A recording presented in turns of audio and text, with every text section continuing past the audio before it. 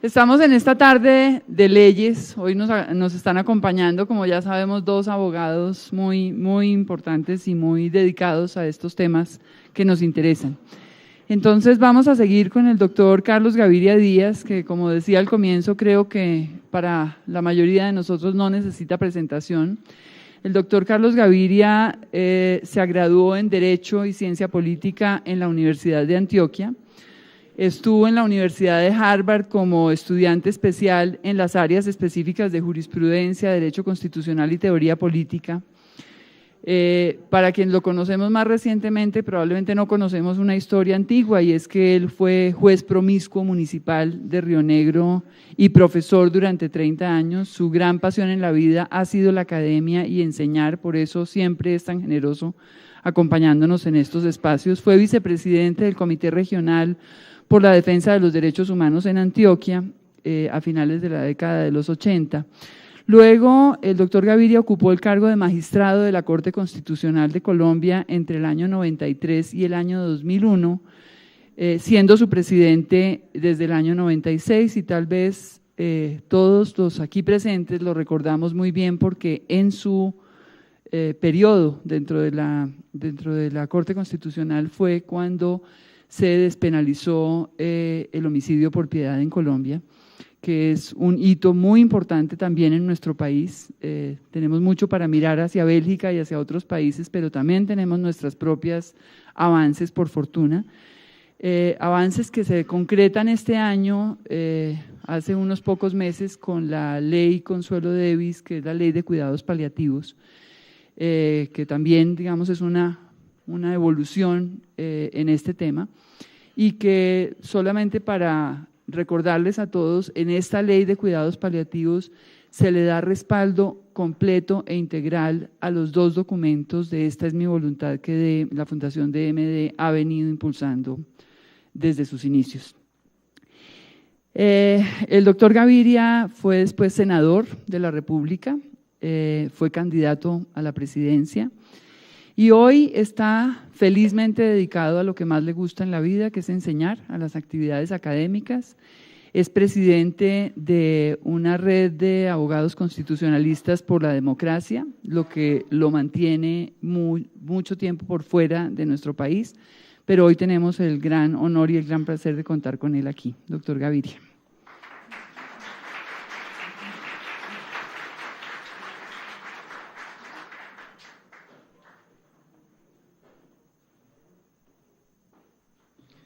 Bueno, muchas gracias, muy buenas tardes.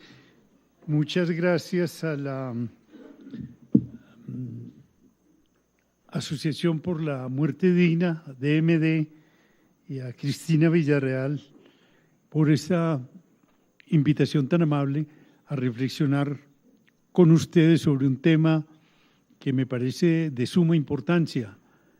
Yo, por estar metido en una serie de actividades que me tienen bastante ocupado y bastante disperso, no he podido volver a asistir a las reuniones de DMD, pero desde luego comparto totalmente su filosofía. Lamenté, como todos creo, los que la conocimos, la muerte de Beatriz Cobb de Gómez, que fue una pionera en esta lucha por la muerte digna y específicamente por la despenalización de la eutanasia, de manera que tengo muchas razones para sentirme muy contento de estar con ustedes.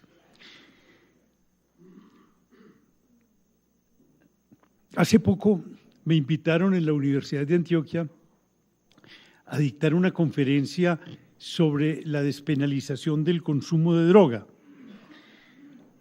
Y el título que le pusieron a mi reflexión era Razones para despenalizar el consumo de droga. Perdonen. Y ese título produjo en mí una reacción especial, algo que me sucede también cuando voy a hablar de un tema como el de la eutanasia, y es este: vivimos no solo en un país tan adverso a la libertad, sino pudiéramos decir incluso en un mundo tan adverso a la libertad, que hay que razonar para que no se penalice una conducta, cuando el asunto debía ser al revés. ¿Por qué no nos dan buenas razones para penalizar el consumo de droga? Yo no las conozco. ¿Por qué no nos dan buenas razones para penalizar el derecho a morir?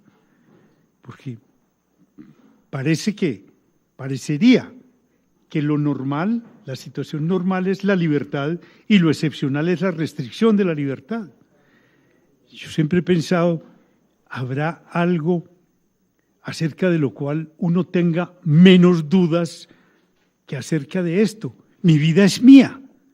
Hay muchas cosas que yo digo que me pertenecen, pero a lo mejor hasta no me pertenecen.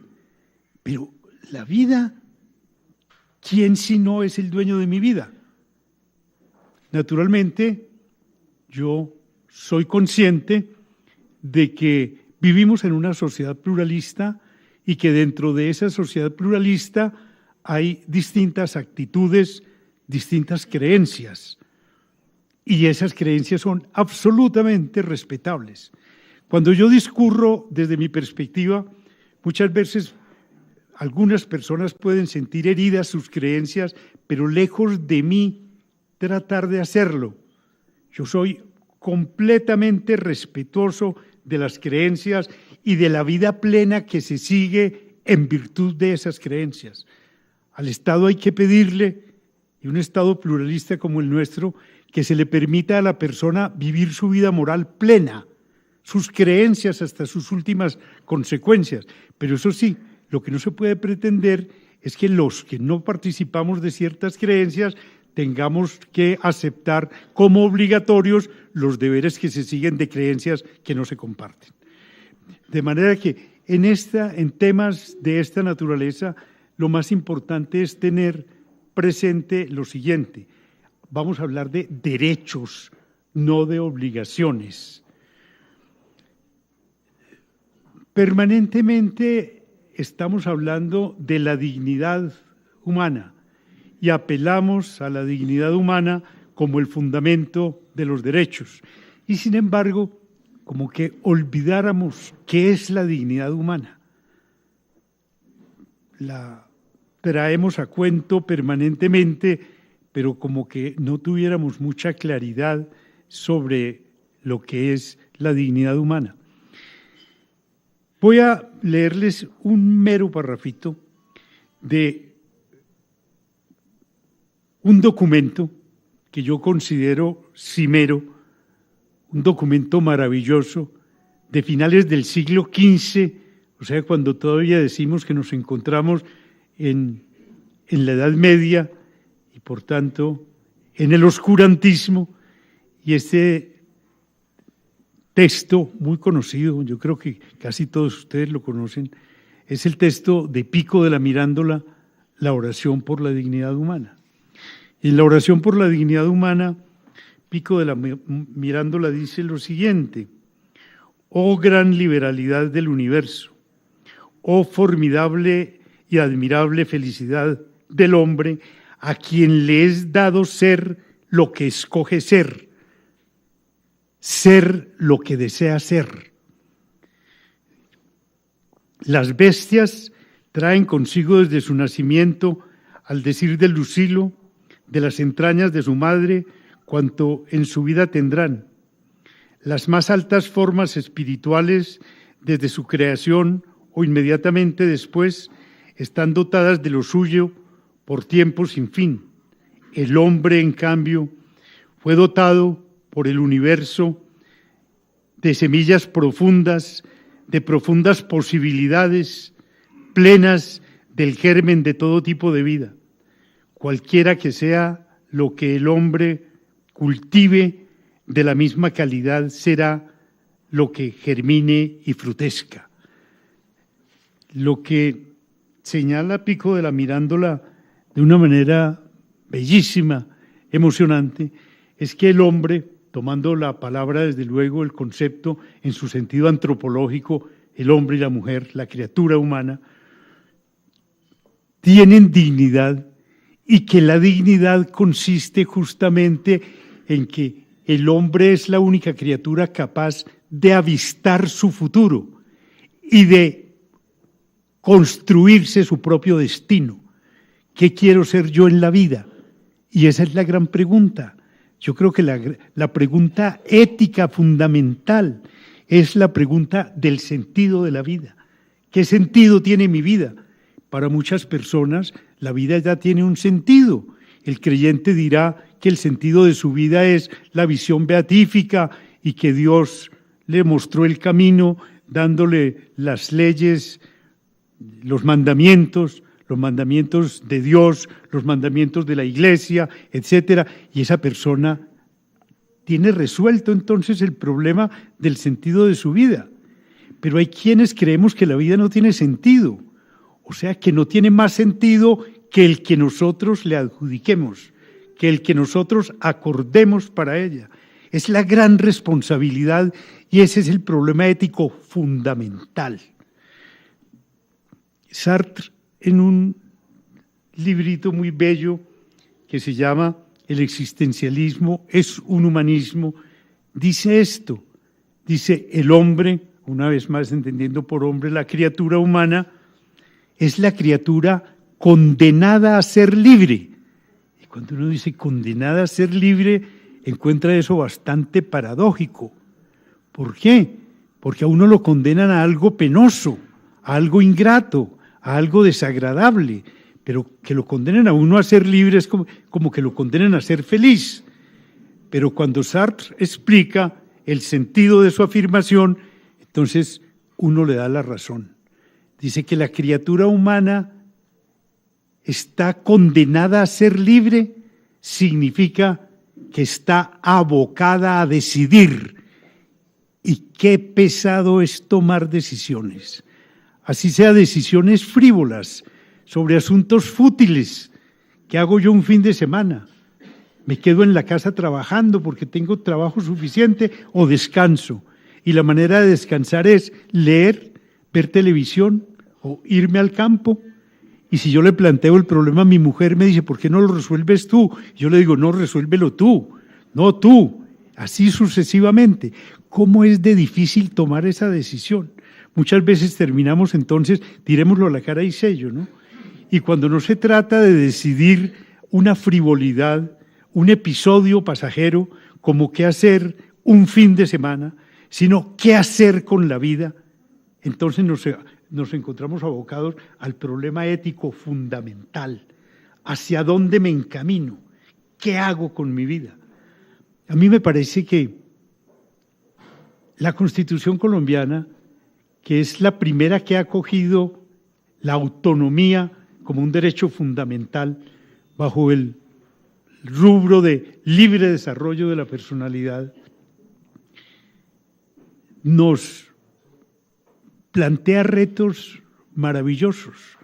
Yo creo que la Constitución colombiana de 1991 no solo hay que leerla como un texto jurídico y político, sino incluso como un manual de convivencia y como un tratado axiológico. Y justamente uno de los retos que trae es eso de recordarnos que un derecho fundamental de la persona humana es el derecho a desarrollar su personalidad y que ese derecho es irrenunciable.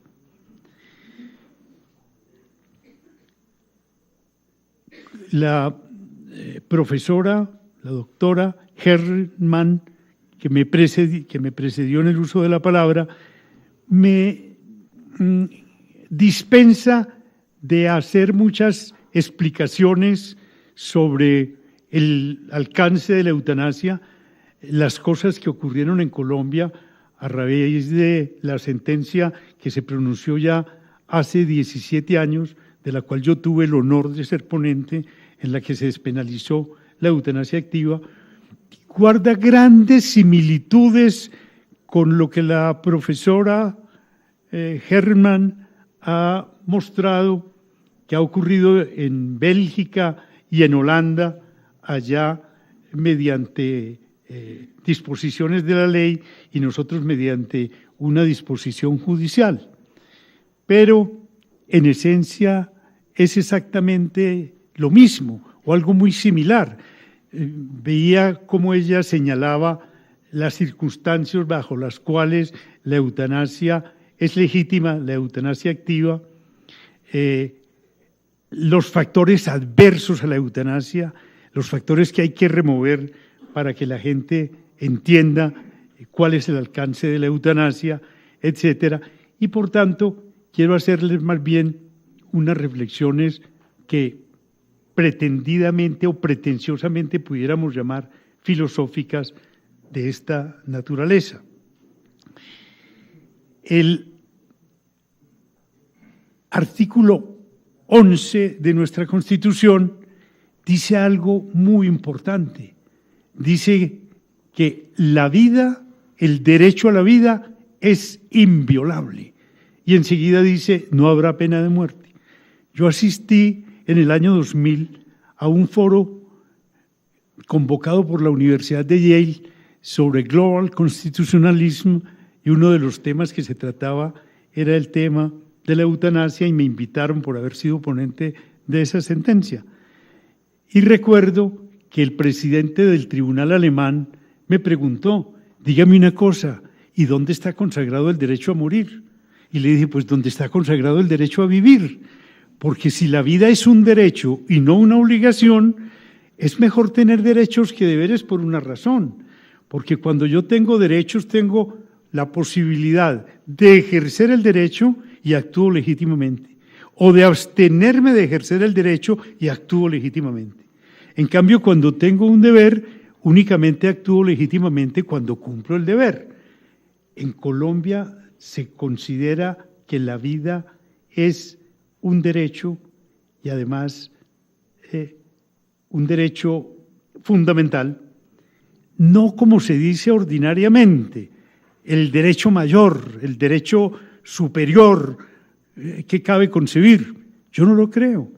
Es un derecho fundamental y además es un derecho básico, porque si no tenemos vida no podemos hablar de ningún otro derecho. Pero puede haber derechos que nosotros consideremos, o bienes, que consideremos superiores a la vida.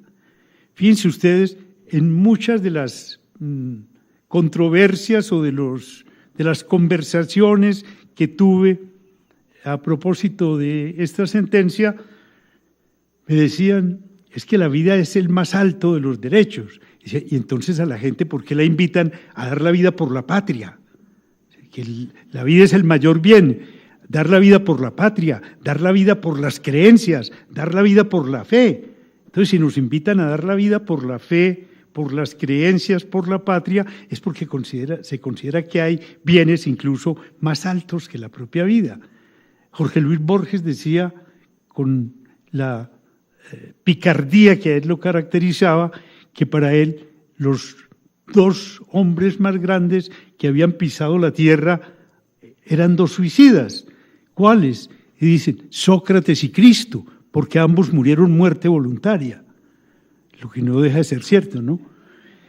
Y entonces, cuando se despenaliza la eutanasia, se aducen razones que pueden ser útiles en una sociedad religiosa, pero no en una sociedad pluralista y en un Estado laico.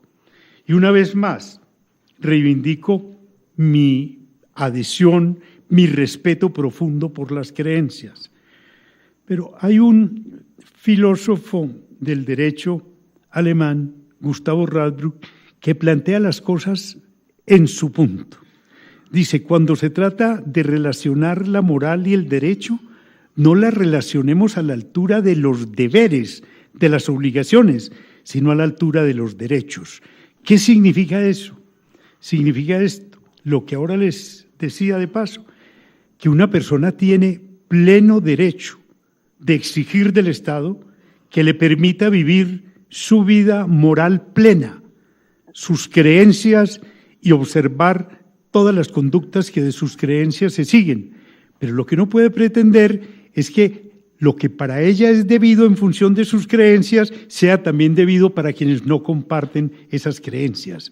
Me parece que ahí radica uno de los errores que más se repiten. Me parece, por ejemplo, que la Iglesia no ha entendido o no ha querido entender ese asunto. Cada vez que se va a debatir, y lo digo porque además de haber sido magistrado de la Corte y haber también tenido presiones de esa clase en la Corte, fui senador, y uno advierte que cada vez que se va a discutir un tema de esta naturaleza en el Senado, hay lobby de la Iglesia, que no se despenalice el consumo de droga, que no se despenalice la eutanasia. Por una parte, esa no es función suya, eso es una función del Estado. Y por otra parte, yo sí que acompañaría a la Iglesia, y de buen grado, si de pronto alguna de esas conductas se impusiera como obligatoria. Que la eutanasia bajo determinadas condiciones va a ser obligatoria. ¿Cómo me opondría yo a esa disposición terriblemente injusta? O que es que a la persona se le va a obligar a consumir lo que no quiere consumir. De ninguna manera. Pero lo que se rescata es la libertad.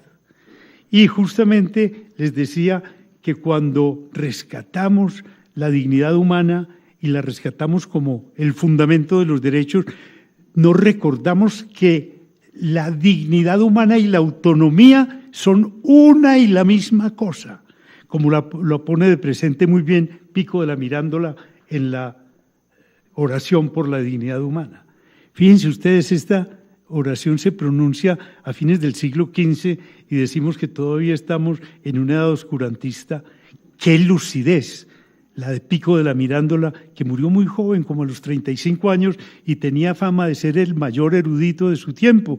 Tuvo que huir para que no caer en la hoguera de la Inquisición. Estuvo huyendo por distintas ciudades italianas. El lenguaje que habla Pico en el siglo XV es un lenguaje absolutamente moderno. Cuando hablamos de la dignidad humana, estamos diciendo nada más ni nada menos que como la dignidad se da en los humanos, entonces los humanos merecemos un tratamiento diferenciado y privilegiado con respecto a las demás criaturas. Eso ya se está poniendo también permanentemente en tela de juicio, o crecientemente se está poniendo en tela de juicio esa capacidad del hombre para disponer de las demás criaturas del universo, porque él se declara amo de todas las demás y entonces puede hacer con ellas lo que le venga en gana. Es decir, hay ya movimientos como el de los derechos de los animales, que es un movimiento bien importante, porque nos llama la atención sobre un tema fundamental, y es este. Rorty, en un librito muy bello que se llama Contingencia, Ironía y Solidaridad, dice que él considera que lo que debería proponerse una sociedad democrática y liberal sería desterrar de ella el sufrimiento.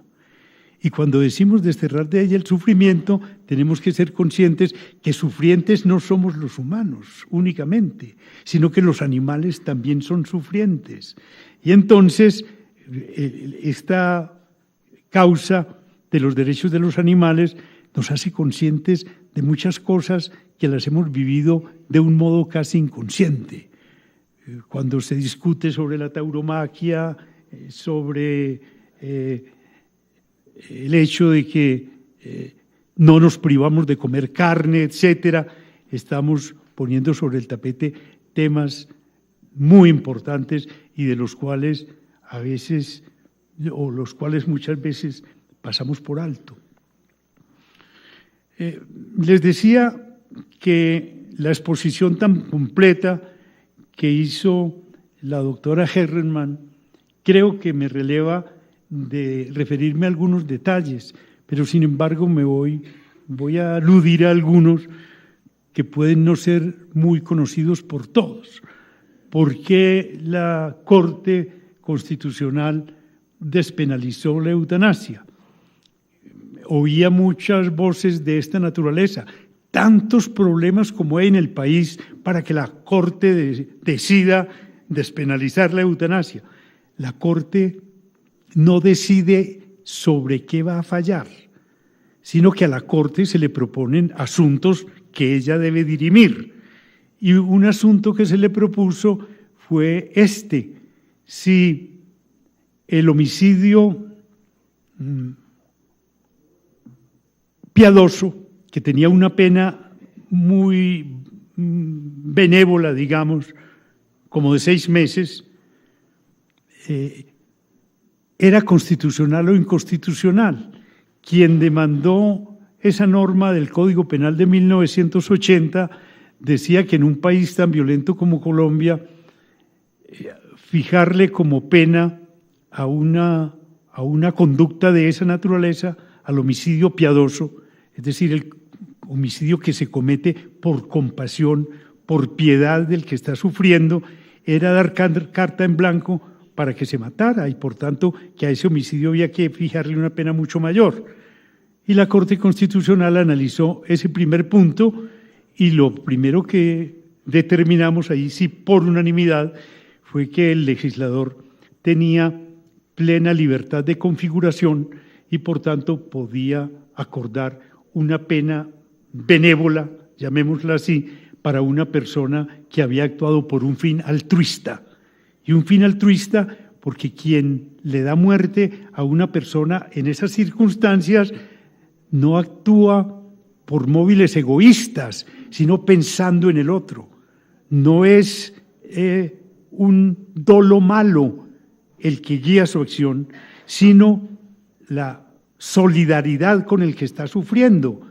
No es para darle muerte, aun cuando ese sea el resultado, sino para remover un grave sufrimiento.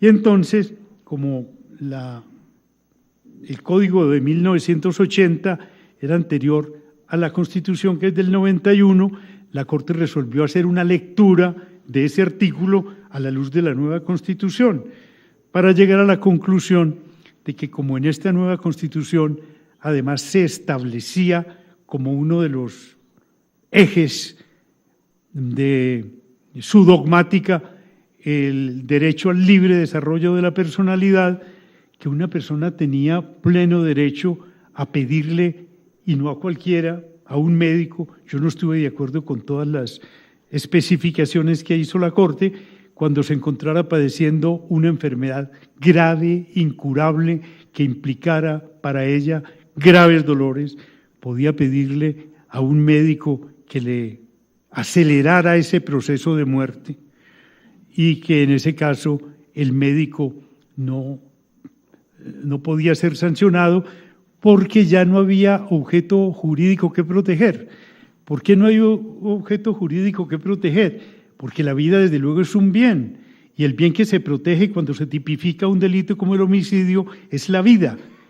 Pero cuando yo, que soy el titular de la vida, no la estimo ya como un bien, no me pueden seguir insistiendo en que se trata de un bien, a no ser que adoptemos actitudes de esta naturaleza. Es que el dueño de mi vida es Dios, y eso es legítimo en un creyente, perfectamente legítimo.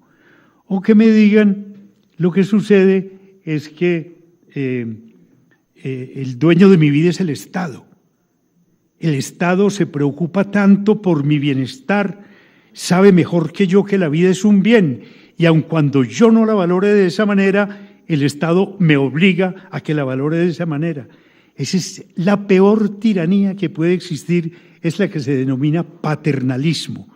Que el Estado me suplante a mí en la apreciación de lo que son mis derechos, de lo que son mis bienes, y me diga, es que usted posiblemente no sabe apreciarlos, pero yo sí le voy a enseñar, y por tanto usted tiene que apreciar la vida más allá de lo que dice apreciarla. Se llama paternalismo por una razón muy simple, porque entonces el Estado trata a sus ciudadanos como el padre de familia trata a los hijos menores de edad. Claro, el niño no conoce el peligro, entonces hay que apartarlo del peligro, y hay que apartarlo muchas veces contra el consentimiento del niño, pero que los ciudadanos conscientes sean tratados por el Estado de esa manera es completamente inaceptable. Y por tanto, nosotros rechazamos en la sentencia esa posibilidad de paternalismo, para llegar a la conclusión de que el único que puede apreciar de qué manera su vida es un bien y hasta qué punto es un bien es el propio titular de la vida. Y por una parte, la vida se consagra o se establece en el artículo 11 de la Constitución como un derecho, pero no es solo un derecho, sino que además la vida es un bien. Pero en uno y otro caso, si yo no ejerzo el derecho a la vida, estoy en lo correcto, porque la vida se ha propuesto de esa manera, como les digo, como un derecho y no como una obligación. Yo ponía, discutiendo con un gran amigo mío que murió y que no compartía de ninguna manera mi modo de pensar, el doctor David Mejía Velilla, me decía en alguna ocasión, es que tú no sabes cómo es de amable, cómo es de grato aceptar la vida como un deber que nos impuso el Creador. Y le digo yo, eso yo no lo discuto. Y respeto que tú vivas la vida de esa manera, pero yo la vivo de otra. Y le ponía un ejemplo de esto, que nos remite a la situación que consideramos. En un hospital, dos enfermos que padecen la misma enfermedad y en el mismo grado, una enfermedad terminal, digamos, dolorosa, y uno de ellos dice, yo le ofrezco a Dios estos sufrimientos para lograr más rápido la gloria. Perfecto, y por tanto no quiero que nadie vaya a acelerar este proceso doloroso que estoy padeciendo, está en su derecho. Pero en la cama contigua hay una persona que dice, yo en cambio no tengo esperanza de otra vida, o algo más, o teniendo esperanza de otra vida, no creo que Dios me vaya a castigar por eso, como lo sostiene Hans Küng en un libro que yo leí posteriormente a la expedición de la sentencia, y esa persona dice, yo no tengo esa esperanza, o no creo que Dios me vaya a pedir cuentas por esto, y por tanto yo pido, por favor, que me acaben este dolor. Y esa persona también está en su derecho. Eso es lo bello de una sociedad pluralista y eso es lo bello que una constitución sea una constitución más de derechos que de deberes. Ahora decía la profesora Herrmann que vinculaba la madurez de una sociedad con decisiones como esta de descriminalizar la eutanasia activa o el suicidio asistido, y pensaba yo y comentaba con Cristina que no es solo que se necesita una sociedad madura para que eso ocurra, sino que decisiones de esta naturaleza ayudan a que la sociedad se madure. Cuando nosotros tomamos una decisión de esta naturaleza, se nos vino un volumen grandísimo de opinión negativa que casi nos pedía pues para nosotros el exilio o cosas aún más graves. Lo mismo que cuando despenalizamos el consumo y porte de la dosis mínima de droga. Pero se crea un debate social y la democracia es justamente el ambiente apto para debatir. Una democracia deliberativa es lo ideal y por tanto, cuando empiezan a escucharse buenas razones sobre una tesis que no gozaba de mucha popularidad, ocurre una de estas dos cosas, o que la persona adversa a esa tesis termina convencida de que esa tesis es correcta o de que tiene que armarse de mejores argumentos para defender su posición, porque las posiciones no se defienden tirando piedra, sino con buenos argumentos. Y ese ejercicio retórico y dialéctico que tiene lugar en una sociedad democrática es el que contribuye de una manera significativa a la madurez de la sociedad, a la maduración de la sociedad. Yo pongo siempre un ejemplo que me parece paradigmático.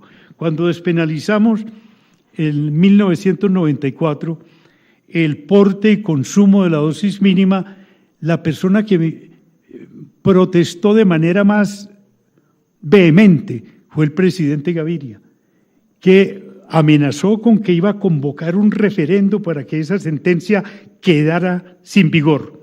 y hoy anda con Fernando Enrique Cardoso y con el presidente Zedillo pidiéndole a la comunidad internacional que despenalice el consumo de la marihuana. Esos son los efectos de un debate público. Claro, hay que esgrimir buenos argumentos. Yo pienso que el primer deber que tiene un ciudadano es plantearse en el mundo y plantearse cuál es mi moralidad, cuál es mi ética, hacia dónde voy y también cuál es mi actitud política.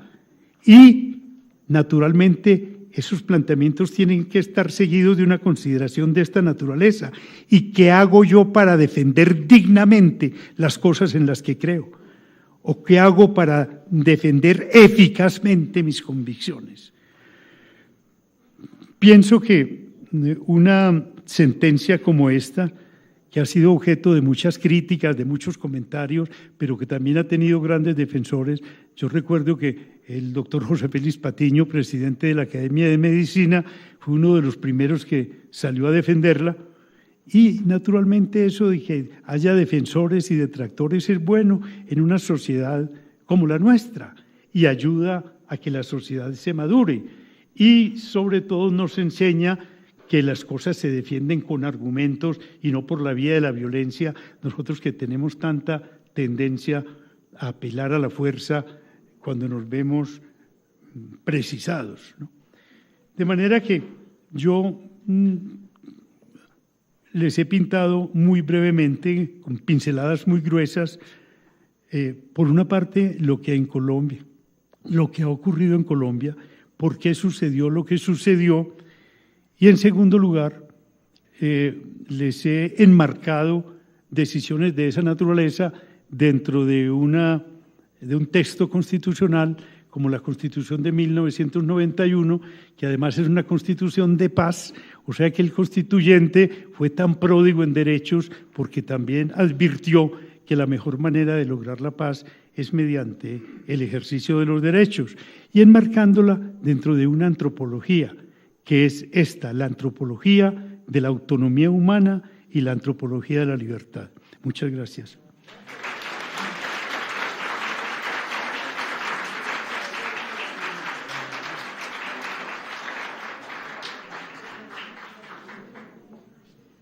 Entonces vamos a dar unos minutos ya para cerrar, para que ustedes puedan hacerle sus preguntas y sus comentarios al doctor Gaviria, y si se quedó algo también para la doctora Herremans, también lo podemos recibir. ¿Me pueden pasar el micrófono de pasarle al público, por favor?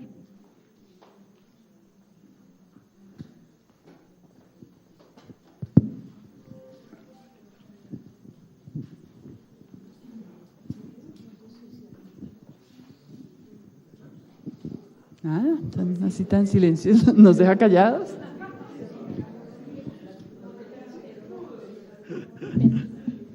Gracias. Doctor, una pregunta bastante inquietante que he tenido hace tiempo. Dentro de la ley, ¿qué diferencia hay entre un homicidio asistido y la eutanasia? Muy bien. Yo pienso que Suicidio. la diferencia es bastante frágil. Pienso que esas conductas deben ser tratadas de un mismo modo. Incluso en la sentencia esta de la que yo fui ponente, yo mismo hice una aclaración de voto porque pensaba que la Corte ha debido hacer unidad normativa, es decir, considerar no únicamente el artículo que se refería al homicidio piadoso, sino también el del suicidio asistido y hacer con ellos una sola unidad y decir que tanto el suicidio asistido como la eutanasia eran legítimos en Colombia bajo determinadas circunstancias. No veo una diferencia esencial. En el suicidio asistido, la persona se encuentra imposibilitada físicamente, esa es la conducta o la situación más típica, para darse muerte ella misma, entonces le pide a otro que lo haga por ella, ¿cierto? Y en la eutanasia se le pide a un médico que apresure o acelere un proceso de muerte que ya está en marcha. Es muy importante la pregunta porque me da pie para hacer una distinción a la que no me refería ahora y que vale la pena hacerla. Y es la distinción entre la eutanasia activa y la eutanasia pasiva. Yo les recomiendo a los que se interesen por este tema, y la sola presencia aquí da cuenta de que se interesan por ese tema, la lectura del libro de Hans Küng, al que ahora me referí, que yo conocí únicamente después de haber dictado la Corte esta sentencia que se llama Morir con dignidad, y tiene un subtítulo que es un alegato en beneficio de la responsabilidad, donde Hans Küng, y a mí me satisfizo mucho su lectura, establece como condiciones para que la eutanasia sea legítima de una manera impresionante, las mismas que la Corte estableció, que se trata de una enfermedad dolorosa que le está ocasionando graves sufrimientos al paciente. La Corte agregó que debía ser terminal, etcétera.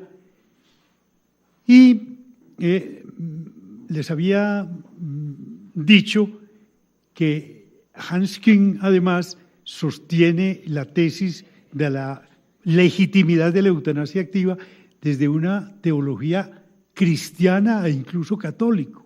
Él ha tenido muchos problemas con la Santa Sede, pero hasta donde yo sepa, no se ha apartado de la Iglesia y por tanto sigue razonando como un teólogo cristiano y un teólogo católico.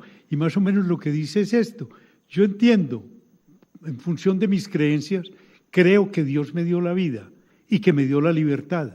Lo que no entiendo es que me vaya a quitar la libertad en el momento en que más la necesito. Por ejemplo, cuando debo decidir si debo seguir viviendo o no. Y entonces la Iglesia ha sostenido que la eutanasia pasiva es legítima. La eutanasia pasiva consiste en que yo dejo de hacer, esta persona se está muriendo y yo sé que si no hago algo se va a morir, pero dejo de hacerlo, ¿no? En cambio, la eutanasia activa es que yo actúo, hago algo positivamente para que eso ocurra. Y entonces Hans Küng dice, a mi juicio con razón, uno es incluso más responsable de lo que hace que de lo que omite. Y como en la eutanasia activa no se trata de producir un mal, sino un bien, librar a una persona de un dolor insoportable, es mucho mejor que yo me asuma. Yo soy responsable activo de esta conducta y no simplemente omití acciones para que ese resultado se produjera. Eso más bien fomenta es una conciencia hipócrita. Uno sabe, no estoy actuando y entonces de ahí se va a seguir la muerte, pero yo no soy el autor. Y resulta que uno es tan autor de las cosas que hace como de las que omite.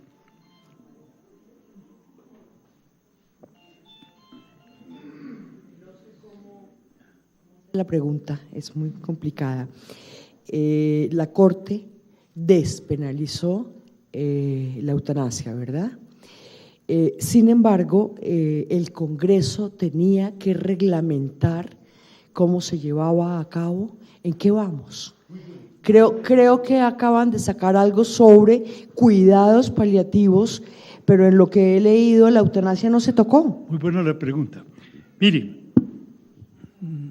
uno de los temas apasionantes de un fenómeno importantísimo que hay en América Latina, que es el nuevo constitucionalismo, es este: cómo se reivindica el protagonismo del juez en el proceso jurídico. Que primero el juez era un personaje completamente secundario, el protagonista era el legislador, el juez era un personaje secundario. Y aquí por vía jurisprudencial hemos logrado cosas importantes porque el legislador ha sido remiso a hacerlas. Afortunadamente, la Constitución que rige en Colombia es una Constitución de un tipo especial que se llama Constitución normativa, que es una Constitución que está clamando por ser aplicada y los jueces pueden aplicarla sin que haya la mediación del legislador. ¿Qué hizo la Corte? Justamente exhortó al Congreso para que legislara, para que regulara esta materia. Como se dice que la persona tiene que estar en uso de sus facultades mentales. Entonces la primera pregunta, ¿y eso quién lo determina? ¿Un médico nada más? ¿Un psiquiatra? ¿Un psicólogo? ¿Un cuerpo de médicos interdisciplinario? ¿Qué? ¿no? El paciente debe hacer una manifestación inequívoca de su voluntad de que quiere morir, ¿cierto? ¿Y eso quién lo detecta? ¿Quién dice que el paciente sí dijo que quería morir? ¿Cuántos testigos debe haber? Entonces, naturalmente, para quitarle al juez esa carga, sería muy bueno que hubiera, digamos, una tarifa probatoria. Pero mientras no haya la tarifa probatoria, eso no significa que la sentencia no rige, sino que el juez tiene que obrar con su buen sentido y llegar a conclusiones cuando se encuentran en una situación de esa naturaleza. Pero fíjense lo que ha ocurrido también con los derechos de la comunidad LGBTI. Si no es por la Corte Constitucional, por los jueces de constitucionalidad que les han conferido derechos que están implícitos en la Constitución, esa comunidad seguiría todavía en una situación de precariedad de derechos insostenible. Doctor Gaviria, la despenalización de la eutanasia, en mi concepto, se fijó en la ley que existía y tuvo en cuenta principalmente el dolor del paciente. Yo estoy soñando en un futuro de mi país en el cual de pronto más importante que el sufrimiento de un paciente, el sufrimiento físico de un paciente, sea más importante la pérdida de su dignidad. Porque yo he tenido muchos pacientes en los cuales el dolor… ¿Por qué no me hables sin micrófono? Así. Sí. O sea, sí. Entonces, lo que yo considero es que pasarán quizá muchos años antes de que la ley empiece a considerar que el hombre vive y su vida es limitada. Y después de que llega a la culminación de su progreso y que viene la decadencia, empezaría a existir por la pérdida de su autonomía, por la pérdida de la dignidad que él mismo se da, el más absoluto derecho para optar por la eutanasia y que ojalá fuera activa. Yo pienso que ese es un tema muy seductor, muy provocativo de discusión, cuando se trata de los dementes, cuando se trata de los niños, cuando se trata de personas muy ancianas que ya han perdido sus facultades mentales, etcétera. Eso lo podemos discutir. Yo, en principio, soy defensor de la autonomía de la persona. Y, por tanto, yo tengo mis dudas acerca de quién puede decidir que a un niño enfermo se le practique la eutanasia. La Corte no toca ese punto porque además no estaba dentro de su competencia tocarlo, porque la norma demandada era la del homicidio piadoso, que se refería al hecho de que una persona le diera muerte a otra por piedad, ¿no? Son temas muy importantes, pero nos movemos en un campo ya mucho más complejo. Es decir, ¿quién va a decidir si esta persona ya no puede decidir y entonces decidamos por ella? Eso nos pondría muy cerca de regímenes totalitarios o autoritarios que consideran que determinadas personas no deben seguir viviendo porque son inferiores, porque no tienen suficiente razonamiento, etcétera. Me parece que nos da lugar a una discusión distinta, pero yo hoy no me comprometería con un juicio definitivo sobre esto. Yo defiendo con mucha tranquilidad la sentencia de la Corte porque lo que se está defendiendo es la autonomía de la persona. Bueno, yo voy a dar las últimas dos preguntas porque no hay nada más horrible que una reunión se termine porque la gente se empieza a ir y no les vamos a dar el aplauso que se merecen nuestros… Entonces voy a dar las últimas dos preguntas y cerramos. Qué pena, es que soy bien preguntona. Doctor, la última pregunta. Yo soy auxiliar de enfermería y tengo muchos pacientes que a veces, o se me presentó una situación… No estoy oyendo muy bien. Doctor, yo soy auxiliar de enfermería, ¿sí? Y trabajo con pacientes terminales. Pues a veces se me presentó una situación de un paciente que pedía a gritos que terminaran con su vida, pero la familia, por apego a él, no lo permitió. ¿Eso tiene alguna, cómo le digo yo, como alguna demanda que se le pueda hacer a la familia? ¿Hay algo de ley que puede, digamos, el paciente acudir para que eso se dé? No, la familia.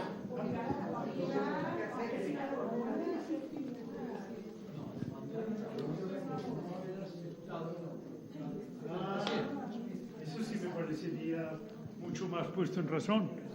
Yo creo que sí. Incluso en la Corte hubo un precedente muy bello, no es exactamente el caso que usted plantea, pero alguna familiaridad tiene con él. Antes de que se presentara la demanda contra el homicidio piadoso, hubo un caso muy bello de tutela en la sala del doctor Barrera, de la cual yo hacía parte. Éramos Barreras y Fuentes Gaviria.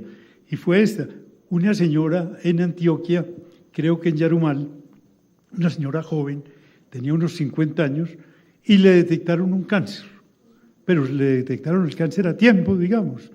Y entonces, esa señora tenía 3 o 4 hijos, ya mayores. Y cuando el médico le diagnosticó el cáncer, la señora dijo: yo soy en realidad una privilegiada, que Dios me haya mandado esta señal, me voy a morir de esta enfermedad, qué bueno, me voy a preparar para ganar la gloria. Y entonces los hijos le dijeron: no, usted no es dueña de su vida, eso nos va a traer a nosotros una gran infelicidad, nosotros la vamos a obligar a que se trate, pues yo no me voy a tratar. Y entonces promovieron una tutela, y el juez de tutela de primera instancia ordenó a la señora someterse a un tratamiento médico. Llegó a la Corte y la Corte lo revocó diciendo: la señora tiene derecho a morir de lo que ella quiera y en el momento en que quiera. Así es. Gracias. Y para terminar la última pregunta, que tampoco me es fácil hacerla, pero estábamos hablando en casos de demencias, alteraciones de la conciencia, que la base para tomar este tipo de decisiones es la autonomía, lo que nos exige un paciente consciente incompetente. ¿Qué validez tiene en este caso los living will, las directrices anticipadas? Claro, con testigos, etcétera. O sea, el documento de DMD, entonces, ¿qué funcionalidad tendría en este tipo de casos? Yo no conozco jurisprudencia de la Corte sobre ese caso específico y por tanto lo que le doy es mi opinión personal. Yo estoy de acuerdo con esos testamentos de vida de DMD, por ejemplo. Veo que en Bélgica se requieren ciertas condiciones que me parecen muy razonables y, por ejemplo, que no haya transcurrido más de determinado tiempo, 5 años creo. Algo me parece, yo soy partidario de que a esas declaraciones anticipadas se les conceda plena validez. Bueno, pues muchas gracias a ustedes, muchas gracias al doctor Gaviria y a la doctora Herremans.